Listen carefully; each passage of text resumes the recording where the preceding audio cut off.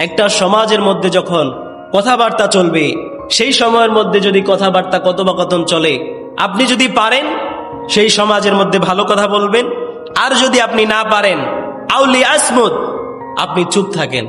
যদি ভালো কথা বলতে না পারেন, যদি ভালো কথা বলতে পারেন তাহলে আপনি সেই সময়ের মধ্যে কথা বলেন, তাদের সাথে আপনি আলাপ আলোচনা করেন যদি ভালো কথা হয়। আর যদি আপনার খারাপ কথা হয় সেটা না বলে আউলি আসমুদ, আপনি নীরব থাকেন। জোরে বলেন আল্লাহু আকবার। তো আল্লাহর রসুল আমাদের জন্য কতটা সহজ করে দিয়েছেন। রসুলকে একজন সাহাবী জিজ্ঞেস করলেন, ইয়া রাসূলুল্লাহ, ইয়া হাবিব আল্লাহ নবীজি, আপনি কোন বিষয় নিয়ে বেশি ভয় করেন? এমন কোন বিষয় আছে? আমরা অনেক বিষয় আছে না যেই বিষয় নিয়ে ভয় করি। এমন সাহাবায়ে কেরামও আল্লাহর রসুলকে জিজ্ঞেস করতেছে, ইয়া রাসূলুল্লাহ, এমন কোন বিষয় আছে যেই বিষয় নিয়ে আপনি ভয় করেন?